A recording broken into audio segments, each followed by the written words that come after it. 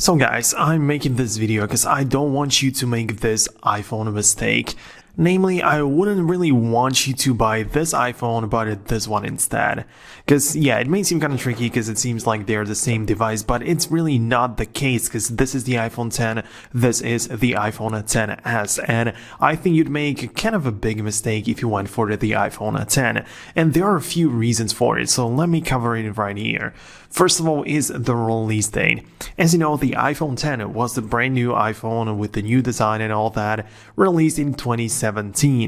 But then, 1 year later, Apple came with the iPhone XS, which was looking like really cool with the cutout wallpaper, so they were trying to like make the notch look invisible and stuff. I mean, there were some improvements, but it's not really that important right now in 2023.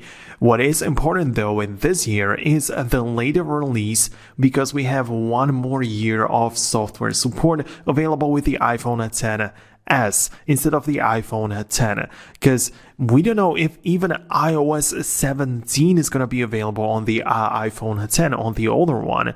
And if yes, then still the iPhone X is going to be supported for 1 additional year. So you can at least expect like 2 years or 1 additional year for sure on the iPhone XS.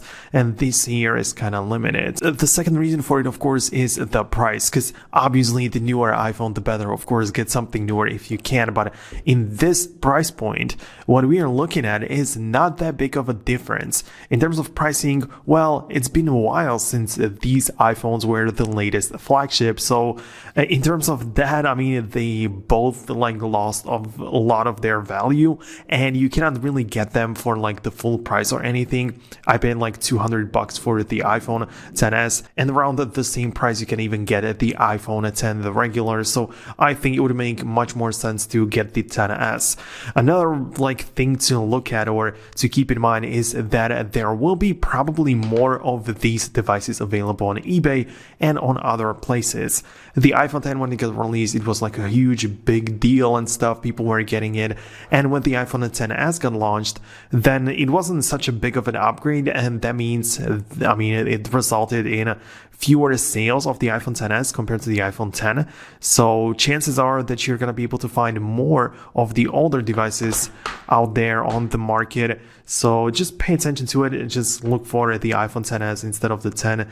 What's also cool though, and also some like another reason why I think you should buy the iPhone XS, well, you have more color options because the iPhone XS was also released in the very same colors, black and white, as the iPhone X, but also plus the gold color, which looks something like this. I don't have it right here, but you know, like a regular gold color.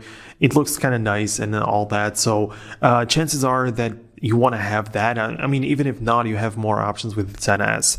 So that's also cool. Plus, you have more options in terms of storage, because the iPhone X is capped at 256 gigabytes, which means that you will likely get the 64 gigs for the cheapest price, which is fine, I guess. For the 64 gigs is also available on the iPhone XS, so not a big difference here. But you also have the 512 gigabytes with the XS, but no such thing is available on the iPhone X regular. So that's also something to keep in mind. And yes, we're talking about the iPhone, which is very similar in terms of the price. In terms of the price on the used market. That's why I'm comparing it in such a way. And I think it makes much more sense right now to buy the iPhone XS. I think I've mentioned it a lot of times in the video. But anyways, another reason for it would be that it was the second year of the new design, and it's always a good thing because, of course, the iPhone X was the first brand new looking iPhone, and they had to get everything right for the first time, and it happened a lot. I even had a personal experience where I bought an iPhone X and the Face ID simply did not work. It was a used iPhone and it wasn't working properly, and the case for it, most likely the reason is that it's a first generation of the product, and it can easily happen that something goes wrong randomly. And yeah, with the second gen with similar design, everything gets a bit more polished. There's a small chance that this kind of stuff is going to happen on the newer iPhone XS. So that would be another reason. So yeah, like I said, I wanted to let you know about that, about my thoughts on this situation in 2023 and why I think that you should not even look at the iPhone 10 and just go for the iPhone XS if you can, because the price is very similar, because you're going to have to pay like additional couple of dollars. I think it's very much worth it. Anyways, thanks a lot for watching. Hope to catch you in the next Foxtecc devices video. And yes, see you guys there.